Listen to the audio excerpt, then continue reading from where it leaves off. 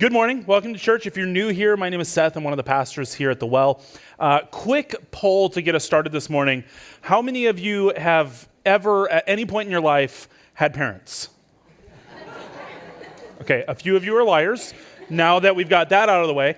I was thinking recently about, you know how when you're a kid and you're growing up, regardless of whether your parents were awful or if you had the best parents in the world, you kind of get to a point where you start thinking, you're like, I don't even know if I want kids, but if I do, I know what I'm going to do different, right? And you start to plot that kind of stuff out. And so I remember thinking about all the different things that I would do as a parent and what sort of parent I would be. And so before Felicity, our oldest daughter, before her, Katie and I, we would discuss what kind of parents we were going to be, what kind of rules there would be in our home, how we would approach certain things. Hindsight, I think that we actually came up with more rules for ourselves than we did for kids because, let's be honest, our experience to that point was parents, not children. And so we're like, I know how the parents could be better. And so we came up with all these rules for ourselves. So as an example, we determined that anytime our kids would ask the question, why, we would give them an answer. Because there would be in my house no, because I said so. Because when I was a kid, I hated because I said so. I had a very inquisitive little mind. I wanted to know everything. And so I would ask why a lot, and I'd get because I said so. And I'm like, I wouldn't have asked you the question if I just wanted you to say because I said so. I want to understand why. So I decided that that was going to be the rule in our house, is that we would always answer why. Is anybody curious how that's gone to this point? I am happy to report that I have perfectly followed all of my own rules. Because as a parent, you can change the rules whenever you want. And so I can move the finish line, and it's really convenient, honestly. Because here's the thing, at some point you realize that your child's not asking why because they want to know anything. They're asking why because they think it's funny. And there is something ingrained in the human nature that when that why is asked for the millionth time, there is something inside of you that explodes and says, because I said so. Why can you not just acknowledge that I am your father and I know more than you do? You're 3, okay? Because I said so. It just happens. And so now that law in my household has been abolished. The finish line has been moved, and we'll try again with a new finish line somewhere else. And this is kind of what we're talking about in the scriptures today. If you haven't figured it out yet, we're in Matthew chapter 5. Probably could have guessed that by now. But Matthew chapter 5, verse 17, and here's what Jesus says.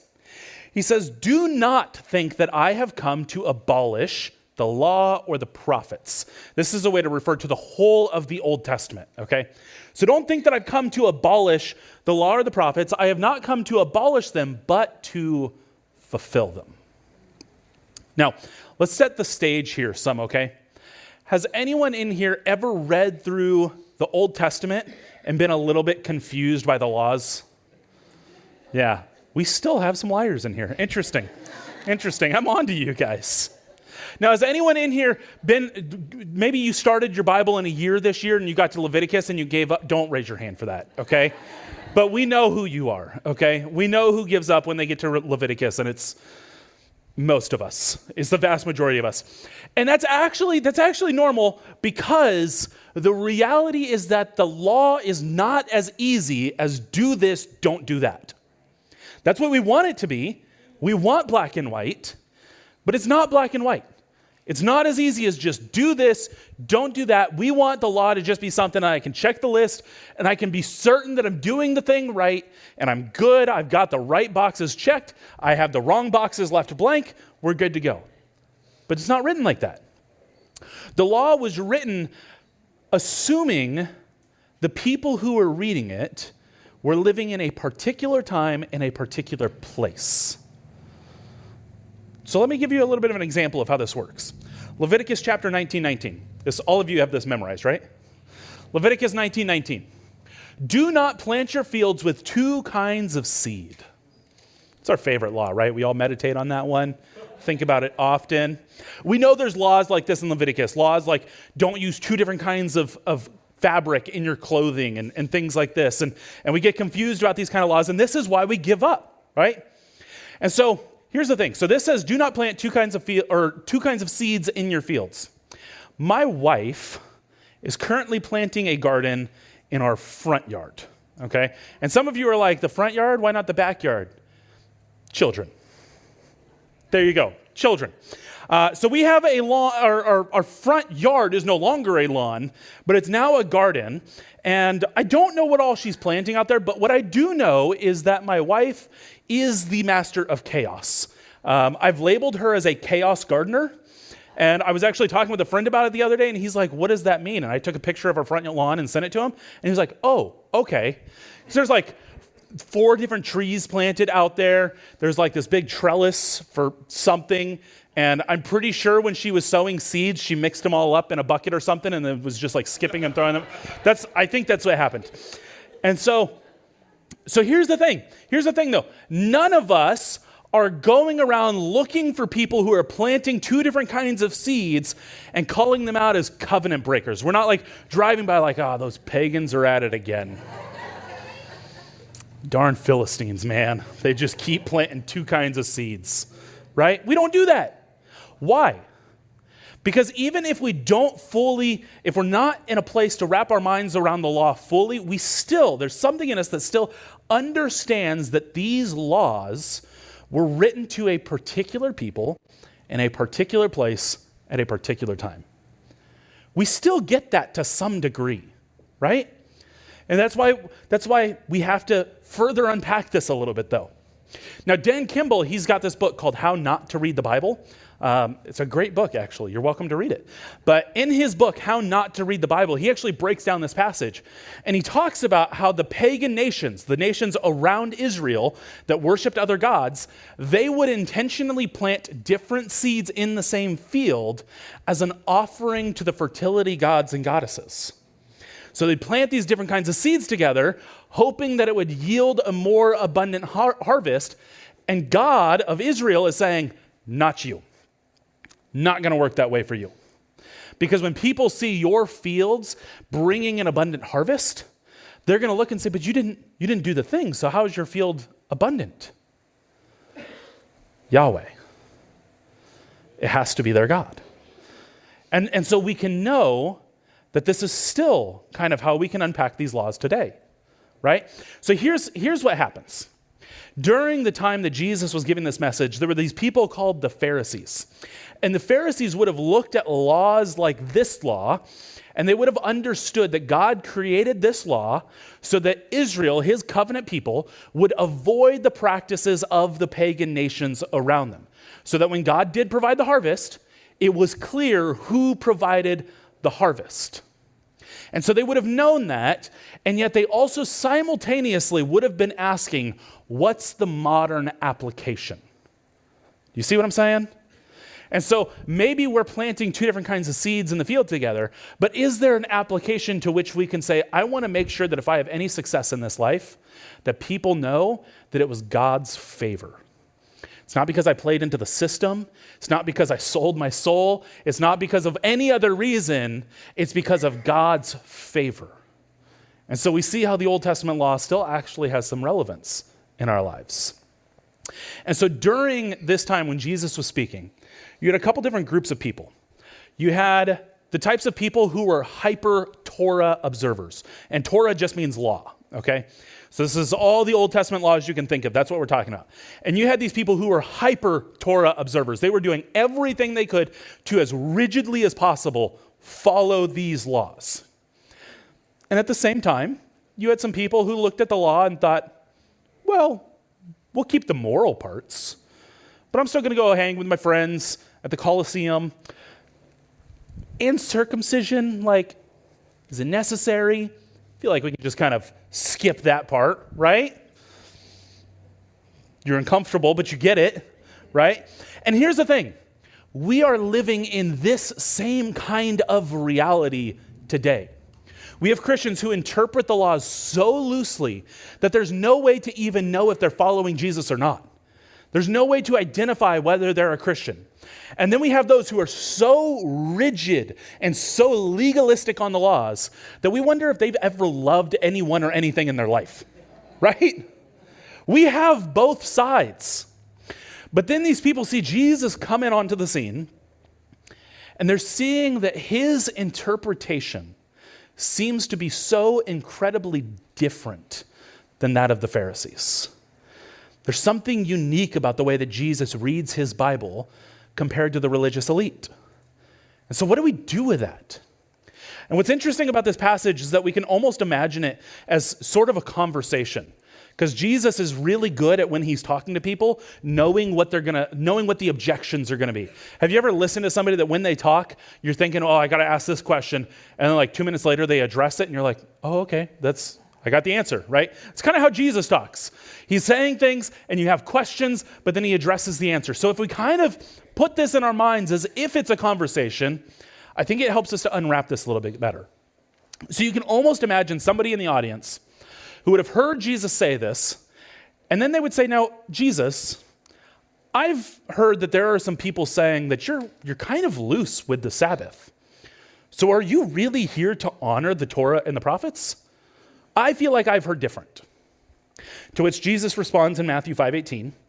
He says, truly I tell you, until heaven and earth disappear, not the smallest letter, not the least stroke of a pen, will by any means disappear from the law until everything is accomplished.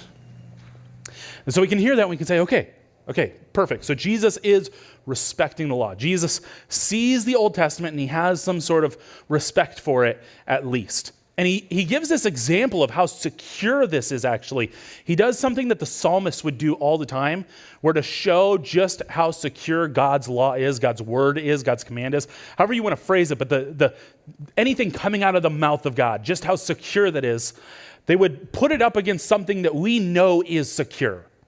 That's the world that we live on. Has anybody here ever lived a day where the sun didn't rise? Right? We just know it happens. Every day, without fail, the sun rises. Every day, without fail, the sun sets. And there is nothing you can do to stop it. In fact, there's nothing you can do to make it happen. It is fully out of your control, and yet it is so reliable. For centuries, it has been reliable. And the psalmists would look at that and say, you know how reliable that is? The Word of God is so much more secure and reliable than that. And that's what Jesus is pulling on. He's saying heaven and earth passing away, like nobody's seen that happen. You're not going to see the law vanish either. It's here, it's secure. My word remains. And so Jesus has now told us that he's come to fulfill the law and everything will be accomplished that's in the law and the prophets. So he's not like me, a parent abolishing laws and moving the finish line and trying to figure things out on the fly, right? Like anybody in here who's a parent realizes that every single day you have a new understanding of what it means to be a parent, right? Like every single day your kids throw something new at you and you've got to come up with something new. And you're just figuring this out as you go. That's not Jesus. Jesus has already seen the finish line. He knows what's going to happen. And so he's able to perfectly step into this law. And so Jesus is actually respecting the laws in a way that brings clarity. It's kind of like all along, we've had just this to follow. We've got an image here. Anybody know what song this is? I did see a hand raise, but I'm not going to let you answer it yet, okay? Now, if you can read music, you might be able to figure it out, right? But then it's as if Jesus comes on the scene, he sits down at the piano, he starts to hit the keys. You hear this? It's good, thank you, tech team. And all of the sudden, we're like, oh, that's what it was. We've been reading the law and we sit and we look, don't plant two kinds of seeds. And we're like, God, I don't even know what to do with this. And then Jesus comes in and he lives out the law perfectly. And it's this moment that suddenly it comes to life in a new way for us. It's as if we've taken a two-dimensional picture off of a page and it's become three-dimensional. It's become something in our reality that we can interact with, we can talk to it, we can touch it, we can smell it, we can feel it. It's real. That's what Jesus has done to the law, is he's put life to it. He showed us that this is what we were supposed to be experiencing all along with the law. And so then we see that Jesus would likely be hit with another question.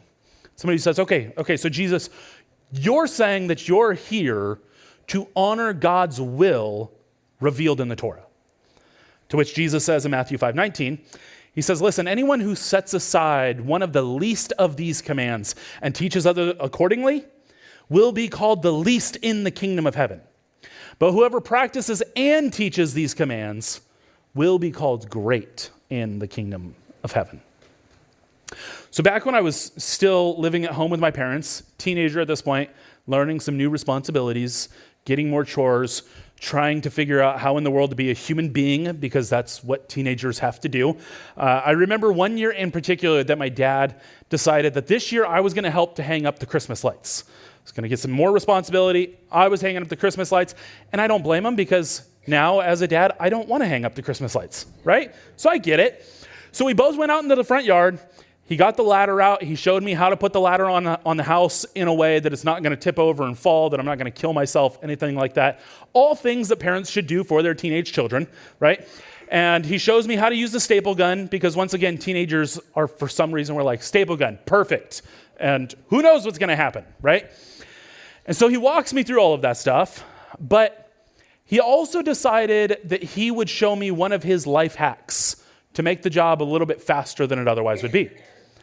Now, if you're not familiar, usually sometimes a life hack is just a good tip, but oftentimes what I've found is that a life hack is somebody's figured out how to ignore certain parts of the instructions to get to the end a little bit faster, and that's their life hack. And so normally, when you hang up Christmas lights, you run the risk of, you get all the lights on, you plug them in, and there's a whole section that's out, right? Anybody ever lived that reality? And now you got to figure out what in the world's going on. And here's the problem. You can take all the lights out of the box, lay them all out on the ground, plug them in, they all work, unplug them, hang them up, and now you've got a section out. And it's like, I checked this. Why are they not working? And so my dad said, I've got a fix for that. You plug them in, and you hang them while they're plugged in. You just staple through as you go and just don't hit the wire, right? Which is great in theory, but for me, it was not so great in practice, because I did hit the wire. And what I remember is being on the ladder, hitting the staple gun. I think that I screamed. I don't entirely remember. And all of a sudden I was looking at the sky. And that's where I was. I got really familiar with 120 volts that day, which actually isn't that bad. It's worse your first time, but it gets better, which tells you how well I learned my lessons. But now here's the thing. I am no expert on Christmas light instructions, right? I've not pulled out the instructions from the box of Christmas lights and diligently read through them. And I'd be willing to bet that you haven't either. But here's the thing. The fact that my printer ink has instructions not to eat it, I am certain that there is somewhere in the Christmas lights instructions that says, do not staple through these while they're plugged in. Like there's got to be something there. But that was my dad's life hack. And Jesus is coming on and he's telling us, he's like, listen, I recognize there are people who think they have found the life hack to the law. They think that there's things that they can skip, things they can get around, things that you can reorder, some things aren't really necessary at this point anymore. And Jesus is telling us that's not okay. That's not the way the law works. You don't get a life hack your way into the kingdom of heaven. And Jesus actually tells us, he tells us that the people who have these life hacks, who skip around, who do whatever they're doing, that it's not something that keeps them out of the kingdom of heaven, but it is something that makes them least in the kingdom of heaven. So then what about the greatest? What about them? That's reserved for those who both teach and practice all of the law. Last week, I briefly mentioned how so much of the church in America has a damaged reputation right now. And it's interesting because there are so many of us who are being faithful and living out our Christianity in honest and reputable ways. Like if you think about the Christians that you know in your life, I bet you would be able to point to more people who you can say they get it. And they are following Jesus like they truly love him and are for him. And there would be fewer people who you could point at and say they don't get it. They're just here for their own agenda. Right? There's more people who are faithfully living it out, and yet who does the world see? They see the hypocrites. Not to say that we're all not, but it's the ones who have some sort of agenda behind it. My kids are constantly asking me, why do I get to do things that they don't get to do? Right? And sometimes there's a good reason. Oftentimes there's a good reason. Sometimes there's not. Right? Like sometimes it's just like, dude, frankly, I just need 5 minutes to not hear anything. I forgot what silence sounds like. I forgot what it's like to be in a room with no other people in it. I forgot what it's like to remember what my skin feels like when nobody's touching it. Like, I just need a minute, okay? And that's why you can't do this thing with me, okay? So sometimes there's a good reason, sometimes there's not. But here's the thing. If my kids are noticing that I will say things or I will do things that they cannot say or do, if they're noticing that, then it stands to reason that if there are those in the church who are treating the law as a bunch of do's and don'ts, and then not even following those do's and don'ts on their own, that the world's going to see it. And quite frankly, why would they want to be a part of something like that?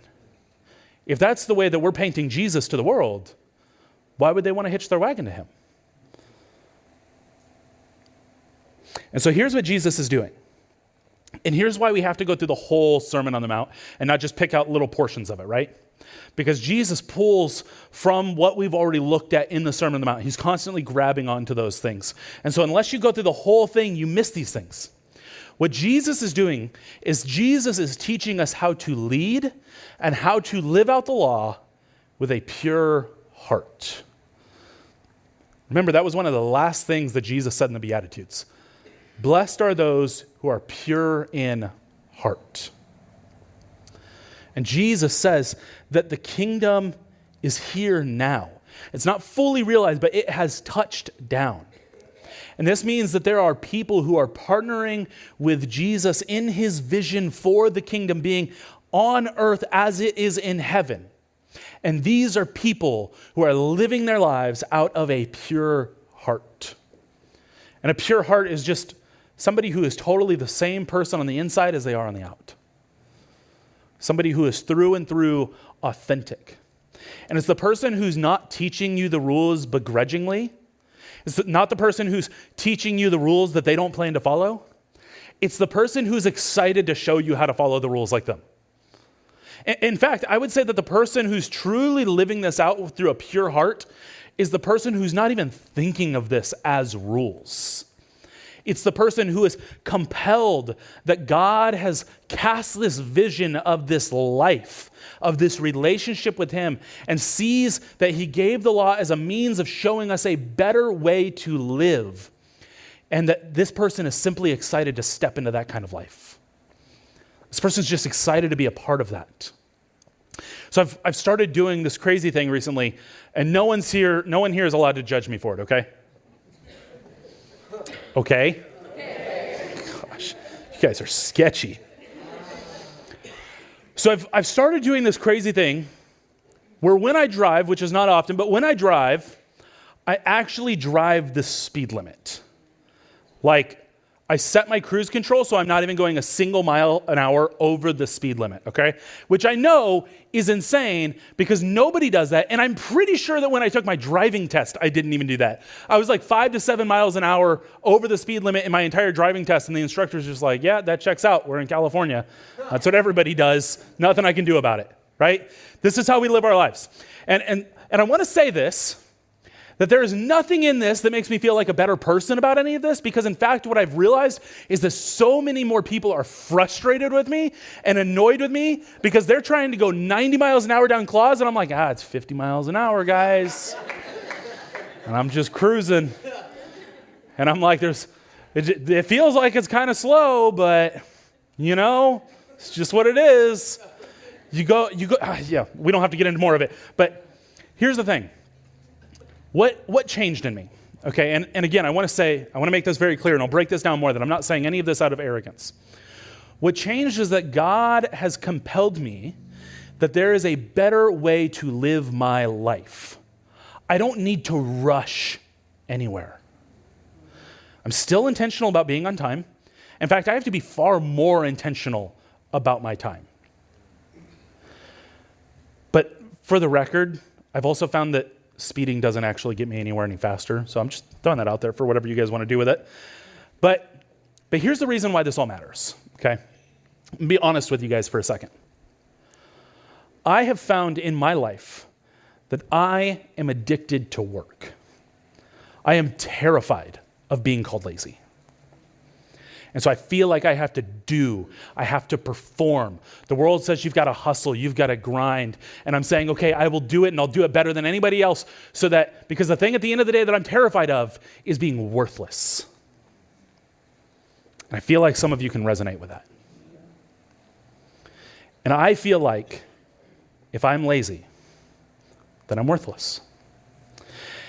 And so here's what's happening is it's almost as if Jesus is partnering with the law, like literally the law, to wrap his arms around me and tell me that even when I'm not busy, I am still deeply valuable and deeply loved. This is what Jesus does with the law.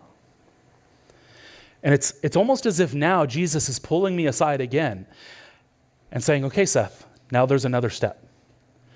What if you were to approach total obedience to me in this way? What if total obedience to Jesus meant a better way to live our lives? Meant more security in who we are? Meant ultimately more life to the life that we're living? That's what it means to truly teach and truly practice every teeny tiny law. And then it's as if Jesus is finally asked.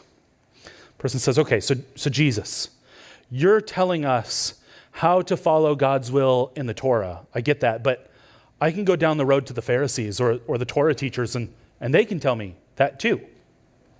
So Jesus says in Matthew 5:20, he says, listen, I tell you that unless your righteousness surpasses that of the Pharisees and the teachers of the law, you will certainly not enter the kingdom of heaven. Now, here's the problem in our modern context, okay? We love stories, right?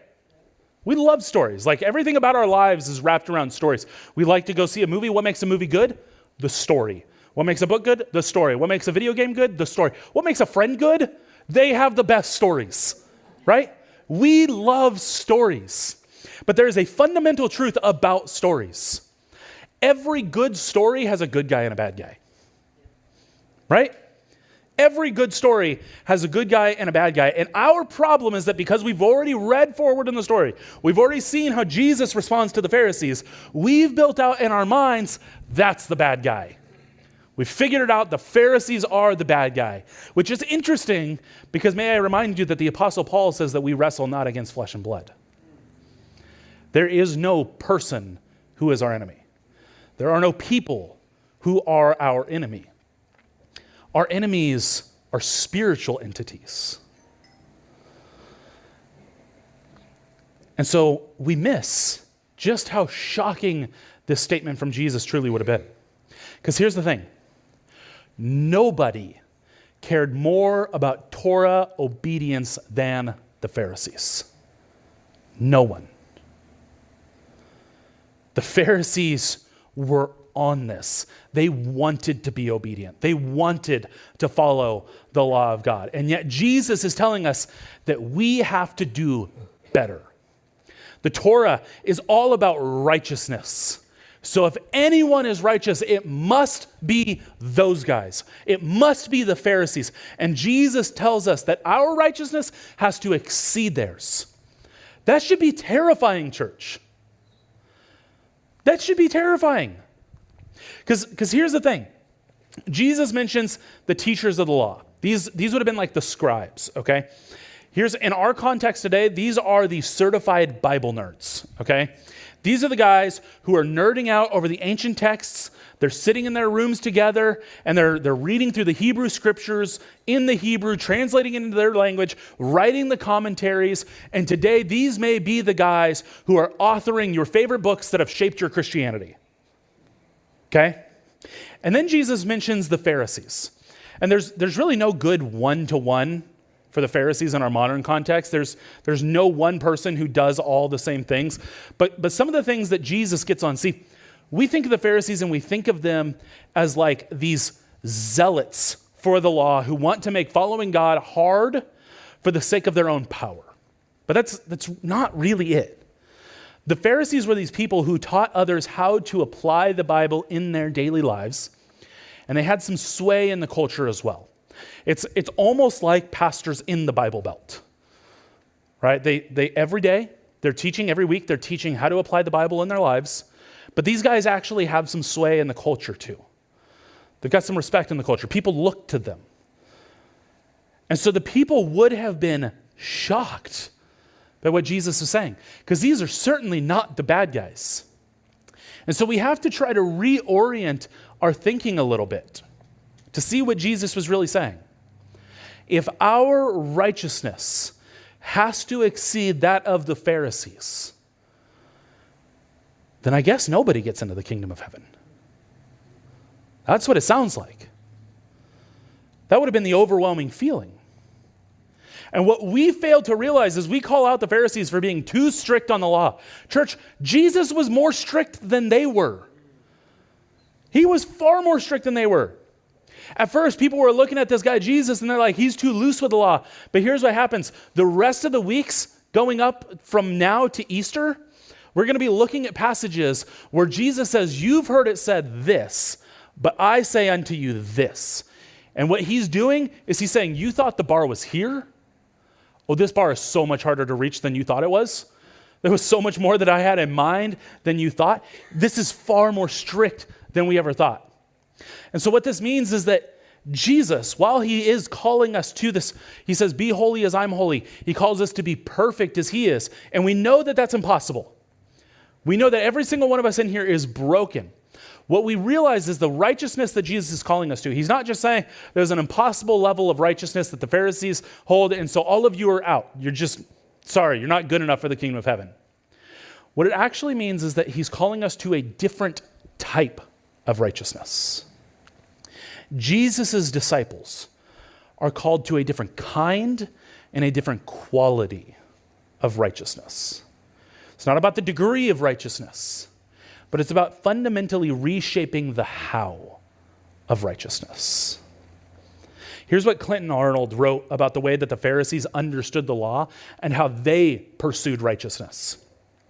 He says, quote, the rabbis recognized a distinction between light and weighty Old Testament commandments and advocated obedience to both.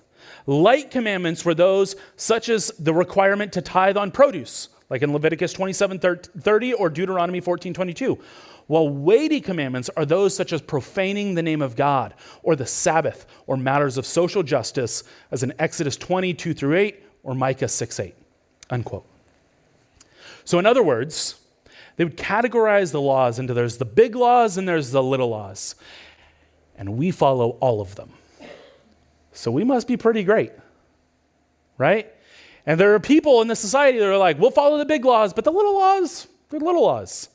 And so then when Jesus says that your righteousness has to beat the Pharisees, it kind of feels like, uh-oh.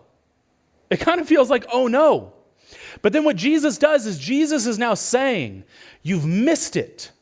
The Old Testament laws, the Old Testament commandments are not about these weighty laws and these light laws. The whole of the law is actually about love. It's all about love. And it's using love as a catapult to move humanity, to launch humanity and all of creation forward into the vision that God has always had for his creation. It's not about these big and little laws and trying to figure out the do's and don'ts. It's about allowing God to transform you into a being of love like he himself is.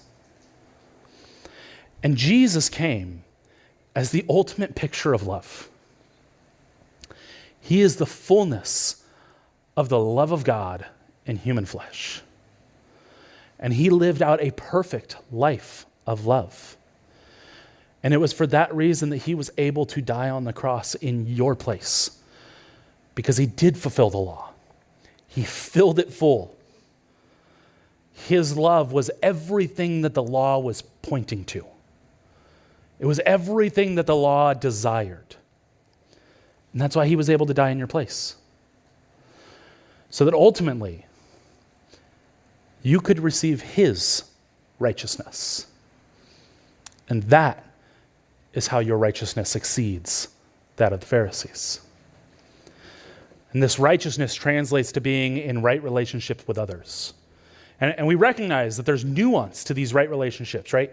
A good relationship with my wife is different than a good relationship with my coworkers. Like, we fundamentally understand that. And so if that's the case, then a right relationship with the supreme God of creation must look different.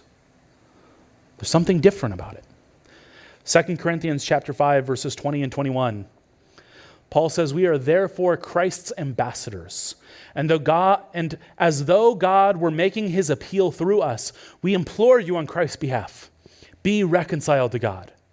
God made him who had no sin to be sin for us, so that in him we might become the righteousness of God." Maybe you're here today because you're just checking Christianity out. You're unsure about this Jesus, and you've only heard of Christianity as a bunch of rules to follow rather than a better life to live. I want you to know that Jesus has seen you exactly as you are. The good, the bad, everything. He's seen you exactly as you are. And he thought you were worth taking the cross for you, to die on your behalf, so that you might take his righteousness on your behalf, so that you could be in right relationship with God himself. So if that's you, I want you to know that today's your opportunity. Today's your invitation. I'm going to be available up here at the end of services if you'd like to pray, if you'd like to ask questions, if you just need somebody to vent to because of the things in your life. I'm available for you. But for all of us, Paul wrote first that we are Christ's ambassadors. We go out on his behalf to be people of righteousness and to see righteousness in the world. And so here are our takeaways for this week. Number one, live with integrity. Avoid hypocrisy by ensuring that your outward actions align with the faith that you profess, ultimately so that others can see Christ in you. Avoid hypocrisy. Number two, avoid legalism and license. Don't fall into either extreme, being overly rigid with rules or treating God's commands as just something that's optional in your life.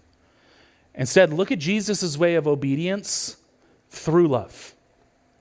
Figure out how you can find yourself being obedient to Jesus through the lens of love.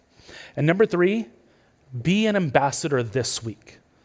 Like, actually do something to be an ambassador this week, whether it's showing kindness to a neighbor, whether it's serving somebody in need, or whether it's just speaking words of hope to somebody who's struggling. Find a way to be an ambassador this week. So live with integrity, avoid legalism and avoid license, and be an ambassador this week. Let's pray. God, we just want to thank you first and foremost for your son Jesus, for his fulfillment of the law, that he was able to perfectly embody everything that you could have hoped to have seen as a result of your law. And because of that, Jesus, we thank you that we can be in perfect relationship with you, with the Father, with the Spirit. And we ask that you would overwhelm us today, that you would transform our hearts from the inside out, so that we are people of obedience, not because of rigidity to the law, but because of people who are overwhelmed with love for you and for your kingdom. Would you compel us to move forward? Would you cast a vision for us of your kingdom that is so enticing that we feel we have no other option but to pursue you boldly and with everything that we have? And so we give our lives to you this morning, Jesus, and we simply ask, use us. It's in your perfect name that we pray, Jesus. Amen.